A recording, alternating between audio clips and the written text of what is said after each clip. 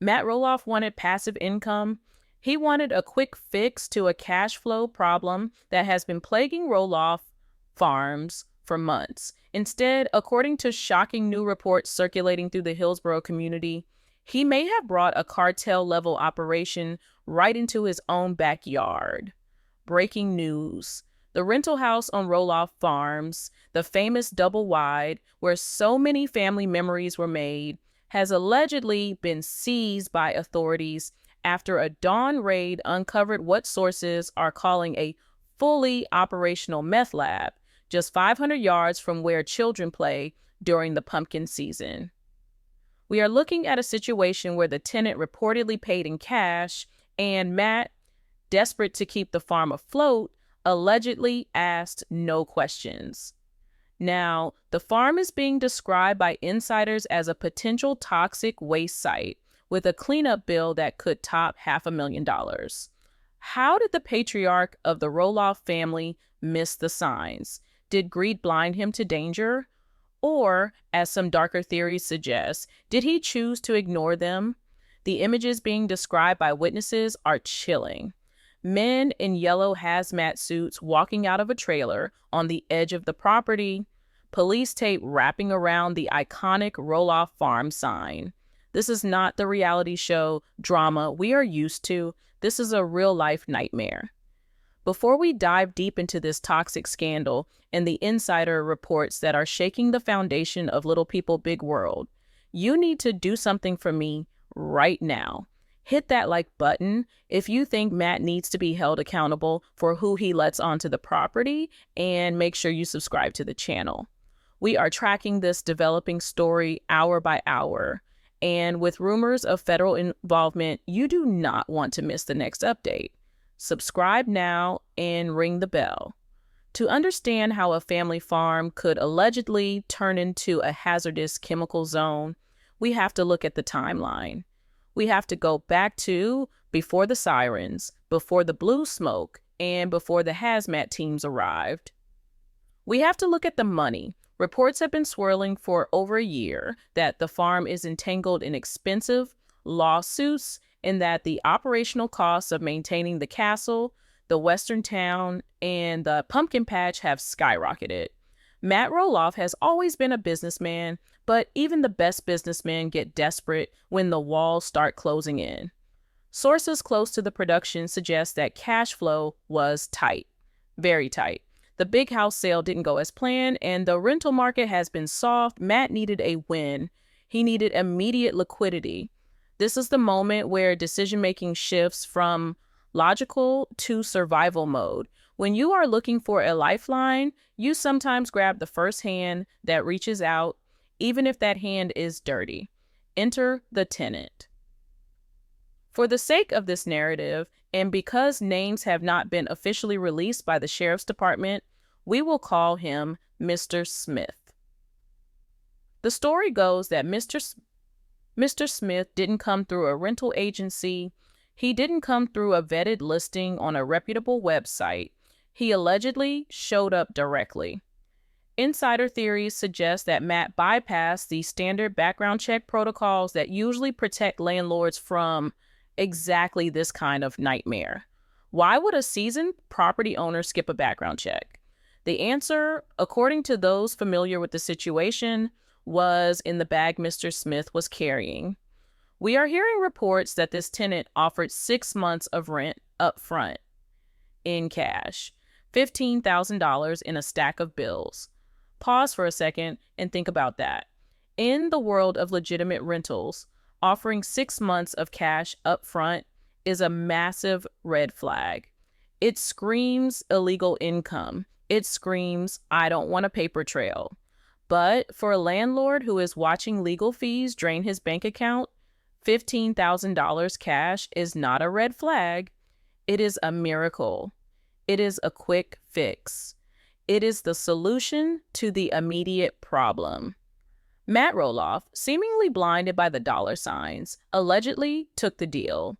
He handed over the keys to the secluded, double-wide guest house, a property that sits on the edge of the farm, hidden by trees, isolated from the main house and perfectly positioned for privacy, or in this case, perfectly positioned for secrecy.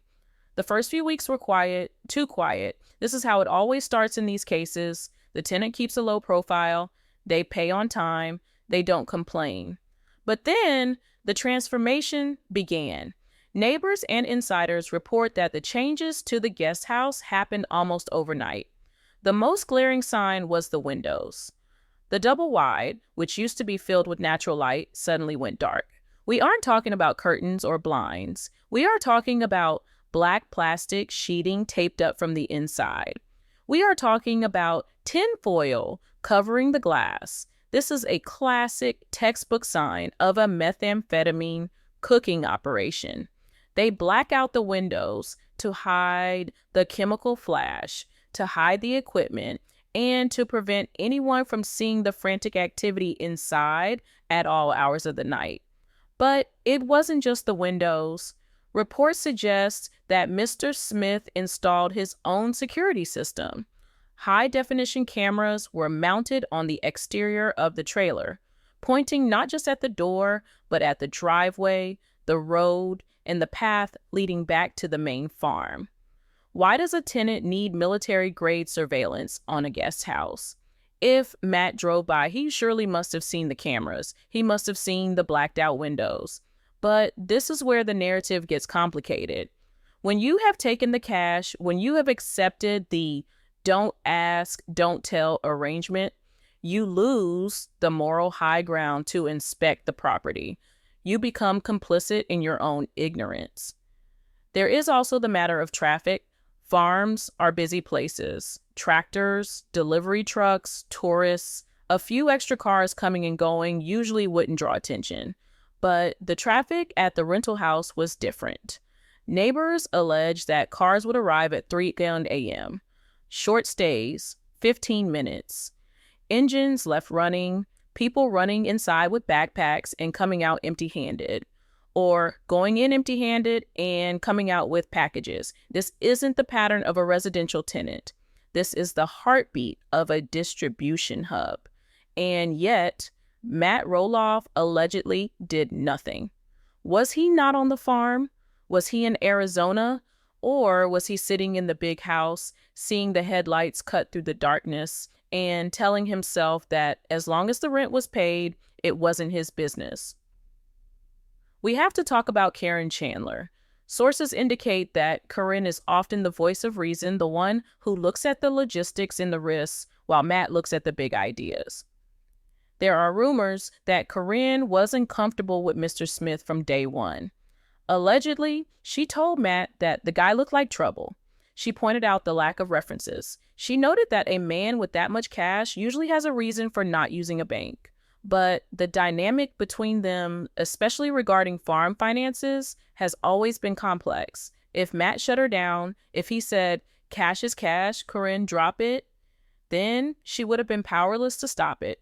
Imagine the tension that must have caused. Corinne watching a stranger turn a piece of the property into a fortress, and Matt refusing to acknowledge the danger because he had already spent the money.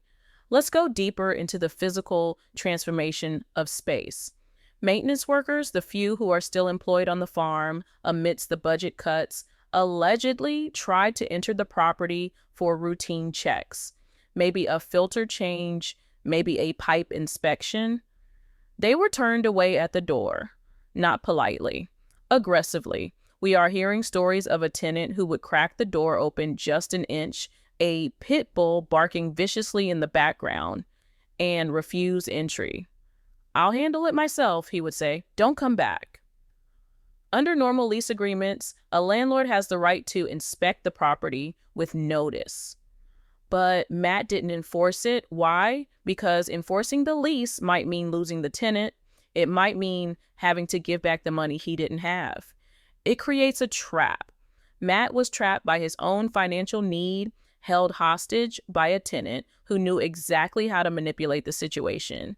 The isolation of the double wide played a huge role here.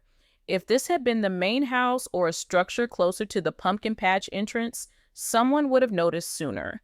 but the DW is tucked away. It's secluded. That privacy, which was once a selling point for family guests, became the perfect shield for criminal activity. The vegetation around the trailer was allowed to overgrow. The tenant allegedly stopped mowing the grass, letting the weeds rise up to obscure the foundation. It was as if the house was being swallowed by the land, disappearing from view, becoming a ghost structure on the edge of the map. And then there were the deliveries. Not Amazon packages, not groceries, large drums, industrial containers. Witnesses claim to have seen a white, unmarked van backing up to the door of the trailer in the dead of night, heavy items being unloaded. If you know anything about the production of methamphetamine, you know it requires volume. It requires precursors, solvents, acids. These things have to be brought in, and the waste has to be taken out. The logistics of a lab of this size, as implied by the magnitude of the raid that followed, are staggering. This wasn't a small shake and bake bottle operation. This was, according to the theories circulating, a super lab capability setup. And it was happening on the same land where families come to pick pumpkins and take photos. The juxtaposition is horrifying. As the weeks went by, the behavior of the tenant became more erratic.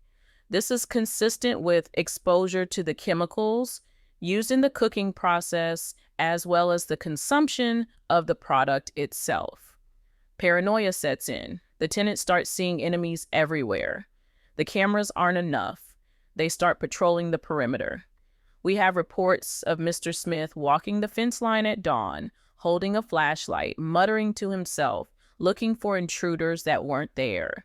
This is a man on the edge of a psychotic break, living on Roloff property, and still no eviction notice, no call to the sheriff.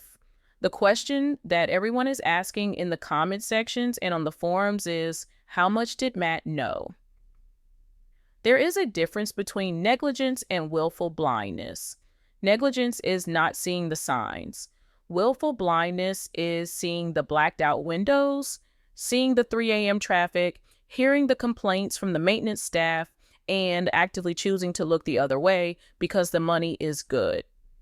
If the investigations prove that Matt was willfully blind, the legal repercussions are entirely different. He stops being a victim of a bad tenant and starts being a facilitator. And that is where the state gets involved. That is where the asset forfeiture laws come into play. Let's paint the picture of the final days before the discovery. The farm is gearing up for the season, or perhaps winding down, but there is activity. People are around. But around the double wide, there is a dead zone. The birds don't seem to sing there.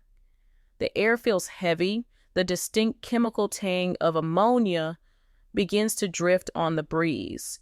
It's faint at first. If you didn't know what it was, you might think it was fertilizer. You might think it was a septic issue. But for those who have lived near these operations, the smell is unmistakable. It smells like cat urine and rotten eggs mixed with cleaning fluid. It hangs in the moisture of the Oregon air. It clings to your clothes. This smell is the silent alarm. It's the invisible signal that the reaction is happening, that volatile chemicals are being boiled and mixed, and this is where the danger escalates from shady tenant to imminent catastrophe. A meth lab is essentially a bomb. The solvents used, ether, acetone, red phosphorus, are highly flammable. One spark from a light switch, one mistake with a burner, and the entire structure goes up. But it doesn't just burn, it explodes. And on a farm surrounded by dry grass, barns, and timber, an explosion and fire could be devastating. It could wipe out the entire infrastructure of Roloff Farms. We have to consider the psychological state of Matt Roloff during this period. He is a man who prides himself on control. He manages the farm, he manages the projects, he manages the narrative. But here, he had lost control. He had surrendered his authority to a stranger for $15,000. Did he lie awake at night wondering what was happening in the double wide? Did he drive his mule utility vehicle out to the ridge, look down at the dark trailer, and feel a pit in his stomach? The guilt of knowing something is wrong but being too afraid to confront it is a powerful force. It paralyzes you. And while Matt was paralyzed, the cooks were busy. The sheer volume of chemical waste being generated by a lab this size is another aspect we need to discuss before we get to the raid. For every pound of meth produced, there are 5 to 6 pounds of toxic waste. Where does that waste go? In a city, they might dump it down a storm drain, but on a farm, you dump it in the ground, you dump it in the septic system, you pour it into the creek. This is the silent killer, the invisible poison seeping into the soil, moving through the groundwater, heading toward the fields where the pumpkins grow. We will get to the full extent of the contamination later, but you have to understand that the damage was happening every single day. Every time a batch was finished, gallons of sludge were poisoning the legacy of the farm. Insiders speculate that the breaking point didn't come from Matt, it came from the neighbors. The Roloff property borders other farms and residential plots. These neighbors don't have the financial incentive to ignore the smell. They don't have the cash in their pocket to silence their worries. When the chemical plume started drifting across the property lines, the clock started ticking. It is reported that the neighbor closest to the double wide, let's assume, for the sake of the theory, that it might be where Chris and Amy are situated or another adjacent landowner, began to notice the stench. It wasn't just a bad smell. It was burning their eyes. It was causing headaches. This is the reality of living next to a cook site. The fumes are toxic. They carry particulate matter that settles in the lungs. When you have innocent neighbors, perhaps even family members living nearby, getting sick from the air they breathe, the situation becomes untenable. This sets the stage for the confrontation. The moment where the bubble bursts, Matt's bubble of denial was about to be popped by a neighbor who had had enough. We are approaching the moment where the sheriff's department gets the call. The moment where the passive income becomes an active crime scene. The tragedy here is that it was preventable. All the signs were there. The cash, the behavior, the windows, the smell. It is a checklist of criminality that any landlord should know. But desperation is a powerful blinder. Matt wanted to believe he had found a great tenant. He wanted to believe the farm was safe. But reality doesn't care what you want to believe. Reality is chemistry, and the chemistry inside the double wide was reaching a boiling point. As we prepare to move into the details of the raid itself, remember that this story is a cautionary tale. It is a story about what happens when you prioritize profit over safety. It is a story about how quickly a legacy can be tarnished. The Roloff name has been built over decades. It stands for family, for farming, for overcoming obstacles. But now it is linked to one of the most destructive forces in rural America, methamphetamine. The image of the police tape on the gate is one that will be hard to erase. The soil tests are coming back and the results are not just bad, they are catastrophic. We are just getting started. The raid is where the action peaks, but the aftermath is where the true horror lies. The financial ruin, the environmental disaster, and the potential prison time for those involved. The tipping point didn't come from a bank statement or a missed rent payment. It came in the wind. It started as a subtle shift in the air quality around the north side of the property, near where the woods thicken and separate the main farm from the adjacent residential lots. Residents began to complain of a stinging sensation in their nostrils, a metallic taste in the back of their throats. We are told that it was Chris Marek, a man known for his practical nature and sharp instincts, who first identified that something was critically wrong. He was allegedly outside, perhaps working on a project or simply enjoying the evening air, when the wind shifted. The smell hit him like a physical blow. It was the unmistakable, suffocating stench of ammonia mixed with the sweet chemical rot of ether. To the uninitiated, it might smell like industrial cleaner gone bad, but to anyone who pays attention to the news in Oregon, it smells like one thing: cooking. According to the narrative pieced together from local whispers, Chris didn't just ignore it. He couldn't. The smell was drifting directly toward the property line he shares with Amy. Concerned for their safety and perhaps suspecting a gas leak or a chemical spill, Chris decided to investigate. He followed the scent trail. It led him away from the main road through the brush and directly toward the secluded, double-wide guest house on Matt's property. As he got closer, the smell became overpowering, burning his eyes. This wasn't a septic tank failure. This was active chemical production. Reports suggest that Chris, acting as a concerned neighbor, walked up the gravel drive to knock on the door. He wanted to ask if everything was okay, or perhaps to warn the tenant that they had a dangerous leak. But he never got the chance to have a conversation. Before he could even step onto the porch, the door allegedly flew open. It wasn't the welcoming tenant Matt had bragged about. Standing in the doorway was a man who looked like he hadn't slept in a week. His skin was pale and jagged, his eyes wide and frantic.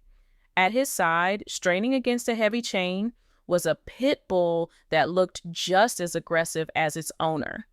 The interaction was brief and terrifying. Sources claim the tenant screamed at Chris to get off the property, his voice cracking with paranoia.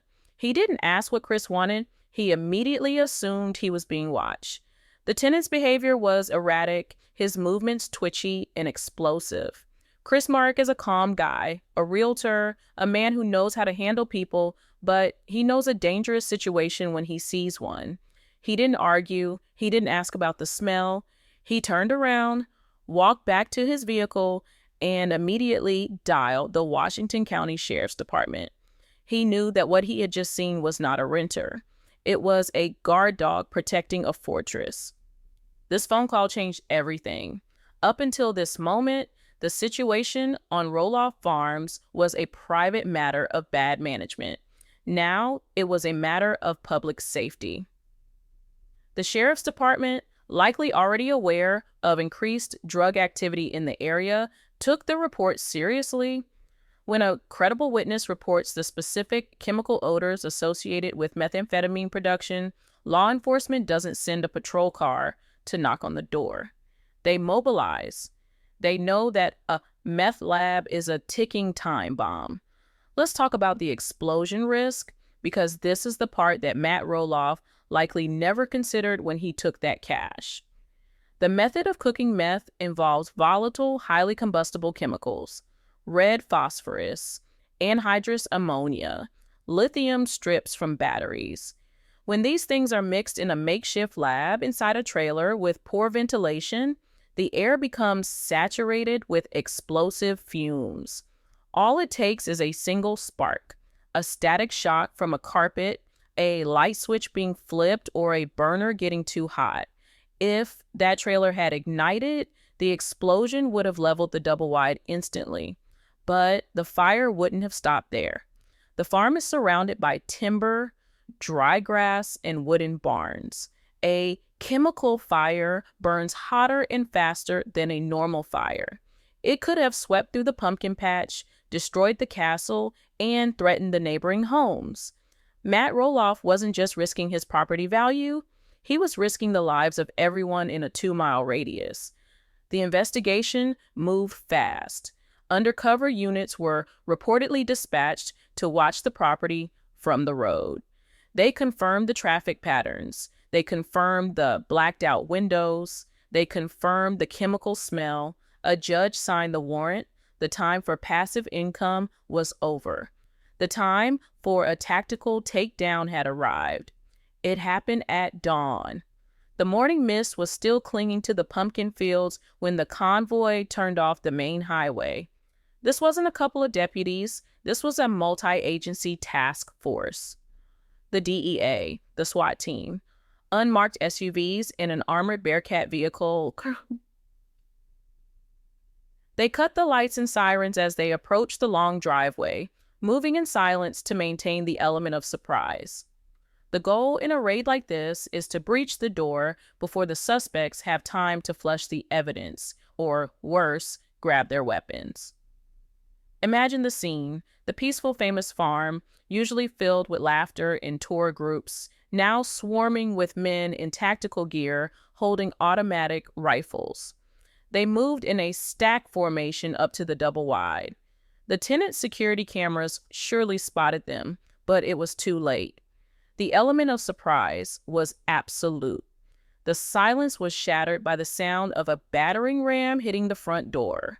Boom. The door splintered. Immediately, flashbang grenades were tossed inside. These devices are designed to disorient, creating a blinding flash and a deafening noise that stuns anyone in the room. Bang, bang. White light poured out of the broken windows. Screams erupted from inside the trailer. "Sheriff's Department! Search warrant! Get on the ground! Do it now!" Neighbors report hearing the commotion from half a mile away.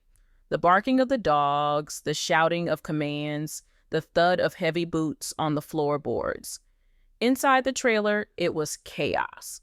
The tenant, Mr. Smith, was reportedly found in his underwear, scrambling toward the back bedroom, possibly trying to reach for a weapon or trying to destroy the product. He didn't make it. He was tackled by the lead entry team, pinned to the linoleum floor that was sticky with chemical residue. As they dragged him out of the trailer, the sun was just starting to rise over the farm. The visuals described by witnesses are striking. A man, disheveled and screaming, being hauled out in handcuffs past the famous Roloff scenery. But it was what he screamed that sent chills down the spines of the investigators.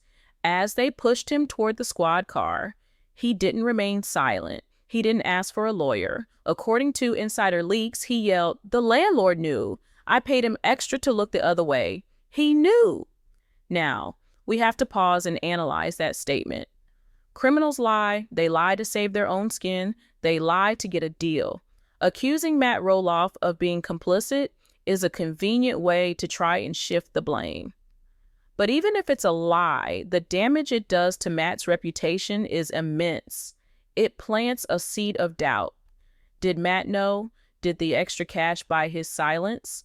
The police didn't stop to ask Matt right then. They put the tenant in the car and turned their attention to the trailer. The officers cleared the building, ensuring no other suspects were hiding. Once the all clear was given, the tactical team backed out and the real work began. The police retreated and the men in the yellow suits moved in. The hazmat team. This is when the true scale of the nightmare became apparent. When the hazmat team entered the double wide, they weren't just looking for a baggie of drugs. They walked into a fully operational industrial scale laboratory. Sources indicate that the living room had been gutted. In its place were tables covered in glassware, tubing, and burners. There were 55-gallon drums of chemicals stacked in the kitchen. The sink was stained with corrosive acids. The carpets were dissolved in places where spills had occurred. But the most shocking discovery was the finished product. We aren't talking about a few ounces for personal use. The raid allegedly uncovered over 50 pounds of high-grade methamphetamine packaged and ready for distribution. This confirms the theory that Roloff Farms wasn't just a place where a junkie was crashing, it was a regional distribution hub. The cartels had used the privacy of the farm to manufacture products that would end up on the streets of Portland and beyond. 50 pounds. The street value is in the hundreds of thousands of dollars. The level of sophistication in the lab was terrifying. They found gas masks, industrial ventilation fans rigged to blow fumes into the attic, and notebooks filled with chemical formulas. But they also found something else, the waste disposal method. And this is where the story shifts from a crime drama to an environmental disaster. In a normal house, the plumbing goes to a sewer or a septic tank. The hazmat team followed the drain lines. They found that the tenant had been dumping the toxic byproducts of the cook directly into the sink and toilet. Gallons of acetone, hydrochloric acid, and phosphorus sludge had been flushed down the pipes. The septic system on a rural property like Roloff Farms is not designed to handle industrial waste. It is a biological system. The chemicals killed the bacteria in the tank immediately, but they didn't stop there. The tank filled up and the overflow began to leach out into the drain field. The drain field sits in the soil. The soil sits on top of the groundwater. The hazmat commander immediately declared the site a level 4 biohazard. They didn't just seize the drugs, they condemned the building. They condemned the land around it. Police tape was wrapped not just around the door, but around a perimeter of 300 feet. As the morning went on, the news trucks started to arrive. Helicopters began to circle overhead. The secret was out. Matt Roloff, who had been trying so hard to present an image of stability and success, woke up to find his farm at the center of a major federal drug bust. The flashing lights reflected off the Roloff Farms sign, creating a grim tableau of failure. The immediate aftermath of the raid was a flurry of activity. The tenant was booked into the county jail on charges of manufacturing, distribution, and possession of controlled substances. Bail was denied. But the police left behind a much bigger problem. They took the criminal, but they left the poison. The hazmat team stayed for days. You have to understand the process of remediation. They have to test everything. They swab the walls. They take core samples of the drywall. They test the air ducts. In almost every case of a lab this size, the structure is a total loss. The chemicals seep into the wood framing. You can't wash it out. The double-wide, Matt's source of passive income was now a toxic box that would likely have to be demolished and hauled away in sealed containers. But the real fear, the one that started to spread among the family and the neighbors, was about the land itself. The farm is an agricultural business. It relies on the soil. If the groundwater is contaminated, you can't grow pumpkins. You can't host the public. You can't sell food products. The EPA, Environmental Protection Agency, was notified. State environmental quality regulators arrived with drilling rigs to test the water table. The initial field tests were alarming. They reportedly found traces of methamphetamine and volatile organic compounds in the soil 50 feet away from the trailer. This meant the plume was moving. The chemicals were migrating through the earth, following the water, heading downhill. And what is downhill from the guest house? The famous pumpkin patch, the heart of the Roloff empire. If the contamination reached the fields, it would mean the end of the pumpkin season. It would mean the end of the festival. It would mean the farm would be designated a Superfund site, a toxic wasteland requiring millions of dollars in cleanup. Matt Roloff was now facing a war on two fronts. On one hand, he had legal fallout. The tenant's screaming accusation that Matt knew was being investigated. Detectives would be subpoenaing his bank records, looking for those cash deposits, looking for any communication that proved he was aware of the operation. If they found a single text message, a single email where Matt acknowledged the weird smell or the blacked out windows and did nothing, he could be charged with maintaining a drug premise. On the other hand, he had an environmental catastrophe. The state doesn't care if you didn't know your tenant was a cook.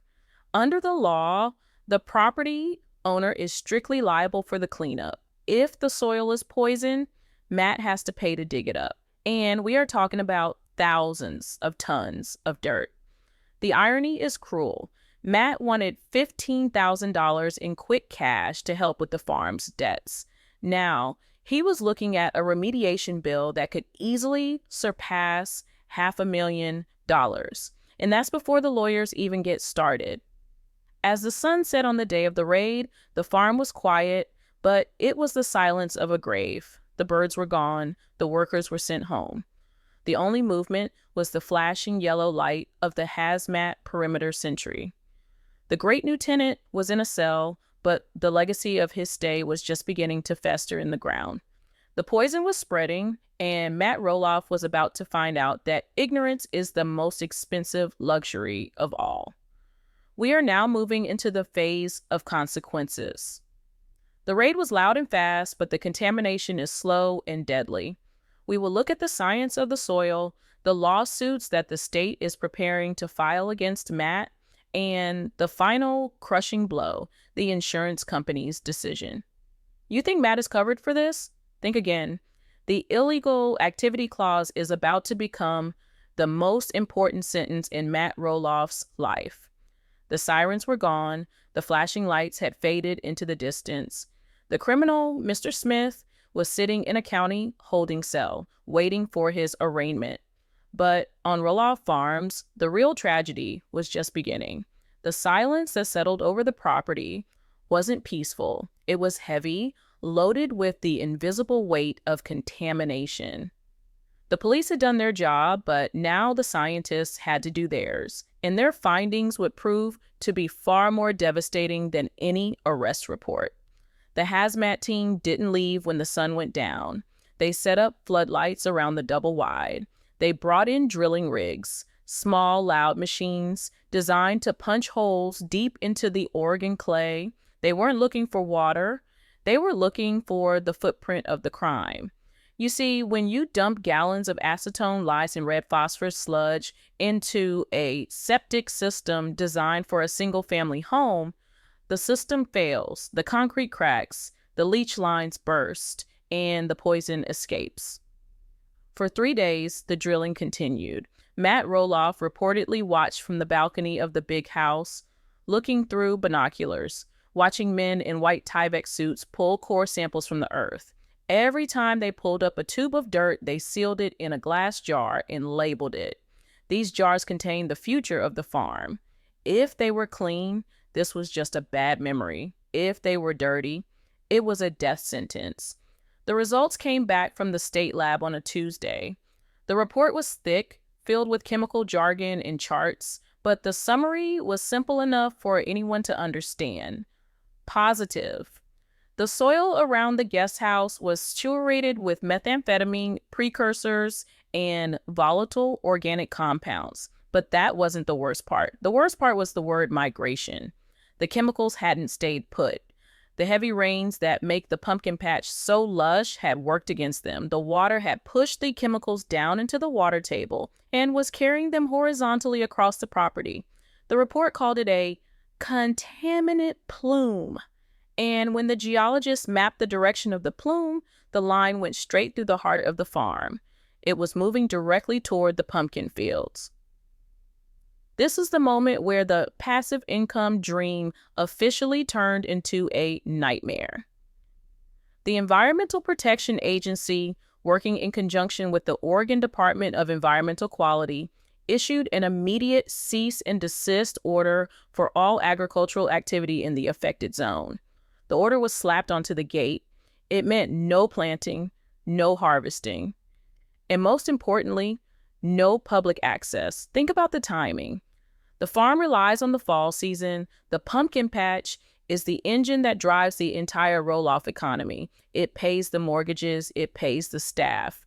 It funds the projects. And now the government was saying that the soil was toxic. They couldn't risk a child picking up a pumpkin that had absorbed methamphetamine runoff through its roots. It sounds like science fiction, but it is a biological reality. Plants absorb what is in the water. If the water is poison, the fruit is poison. Matt was allegedly frantic. Sources say he was on the phone with lawyers, with lobbyists, with anyone who could make this go away. He reportedly suggested just paving over the area or building a fence. But the EPA doesn't negotiate with drug lab contamination. The law is clear. The property owner is responsible for full remediation. You can't pave over it. You have to dig it up. This leads us to the financial hemorrhage. Matt Roloff is a businessman, and like any businessman, he has insurance.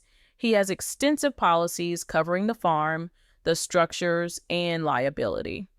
When the magnitude of the cleanup became clear, Matt reportedly felt a sense of relief.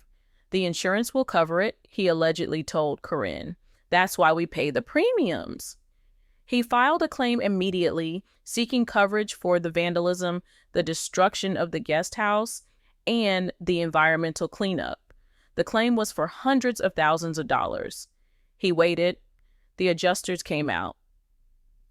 They took photos of the blacked out windows. They took photos of the chemical burns on the floor. They requested copies of the lease agreement. And then the letter arrived. It wasn't a check, it was a denial. A total, absolute denial of coverage. Why? Because of the illegal activity clause. Almost every homeowner and landlord insurance policy has a standard exclusion that states the insurer is not liable for damages resulting from criminal acts committed by the tenant if the landlord failed to exercise due diligence. And this is where Matt's greed came back to haunt him. The adjusters asked for the background check. They asked for the credit report. They asked for the employment verification. Matt had none of it. By accepting cash up front and skipping the background check, Matt had technically violated the terms of his own insurance policy. He had facilitated the risk. The insurance company argued that if Matt had done a simple $30 background check, he would have seen the tenant's criminal history and never rented to him. Because he bypassed the safety protocols to get the quick cash, the insurance company wasn't on the hook for a single dime. The math is staggering. The estimated cost to demolish the double wide, which is now considered hazardous waste and cannot be put in a normal landfill, is around $50,000. But the soil remediation, that is where the numbers get scary. They have to excavate the dirt to a depth of 20 feet. They have to truck it to a specialized hazardous waste facility in Idaho or Nevada. Then they have to bring in certified clean fill dirt to replace it. The estimate for the soil work alone is nearly $500,000. $500,000. That is the price of the great new tenant. Matt Roloff made $15,000 in rent, and it cost him $500,000. The profit margin is negative 4,000%, and the hits kept coming. With the insurance claim denied, Matt is personally liable. He has to pay out of pocket. If he doesn't, the state can place a lien on the entire farm. They can seize the assets. We are hearing rumors that liquidating the farm to pay for the cleanup is not off the table. The for sale sign that fans have feared for years might finally go up, not because Matt wants to retire, but because the government is forcing his hand. But the liability extends beyond just the dirt. We have to talk about the neighbors. Remember Chris and Amy? Remember the neighbors who smelled the fumes? In the state of Oregon, property owners can be sued for nuisance and diminution of value if a hazard on their land affects the neighbors. If the chemical plume crosses the property line, Matt could be facing lawsuits from the adjacent landowners. They could sue him for the drop in their property value. They could sue him for medical monitoring if they breathe in the fumes. The legal sharks are circling. We are hearing reports of class action attorneys looking into the case, reaching out to visitors who were on the farm during the months the lab was active. Did you visit Roloff Farms last year? Did you smell something strange near the guest house? Did you get a headache? If a lawyer can prove that Matt Roloff negligently allowed a meth lab to operate while selling tickets to the public, the liability could be in the millions. It could bankrupt the family. The irony is almost Shakespearean. Matt has spent his entire life building this farm, obsessing over every detail, every structure, every Western town facade. He controlled everything, but in a moment of financial weakness, he let go of the wheel. He let a wolf into the sheep pen because the wolf was carrying a bag of cash. And now the farm is toxic. The legacy is tainted. The physical cleanup has begun, but the reputational cleanup may be impossible. The images of men in hazmat suits on the property are out there. The headlines linking Roloff Farms to Meth Lab are on the internet forever. Parents are going to think twice before bringing their kids to the pumpkin patch. Is it safe? They will ask, is the ground poisoned? You can excavate the soil, but you can't excavate the doubt from the public's mind. As the excavators tear into the ground where the double wide once stood, tearing up the grass and the memories, Matt Roloff is reportedly a ghost on his own property. He stays inside. The grand plans for the future are on hold. The castle sits empty. The reality of the situation has set in. There is no quick fix for this. There is no edit button to remove this scene from the episode. This is real life, and in real life, bad decisions have catastrophic consequences. The farm will likely survive in some form. The land is resilient, but it will never be the same. The innocence is gone. The era of the open gate and the handshake deal is over. From now on, Roloff Farms is a fortress, guarded not just against intruders, but against the owner's own poor judgment. So, here is the question that I need you to answer. We have laid out the facts, the rumors, and the insider theories. We know Matt took the cash. We know he skipped the background check. We know the farm is contaminated. Do you think Matt Roloff should face criminal charges for negligence? Is he a victim of a scammer, or is he an accessory to the crime because he ignored the red flags? There are some who say he should be charged with reckless endangerment for allowing a bomb factory to operate so close to the public. There are others who say he has lost enough that the $500,000 bill is punishment enough. I want to know where you stand. Go to the comment section right now and type guilty if you think Matt should be charged, or victim if you think he was just duped. I will be reading every single comment. And listen, this story is far from over. You think the Meth Lab was crazy?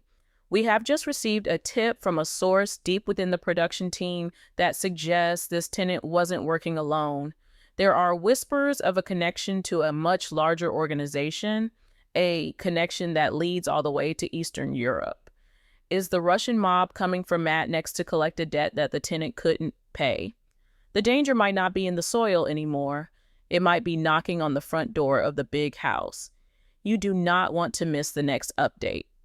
I am digging into these Russian connection rumors right now, and what I am finding will blow your mind.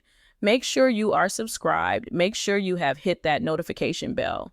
The Roloff saga is twisting into a thriller that no screenwriter could dream up. I'm Riley, and I will see you in the next video. Stay safe and watch who you rent to.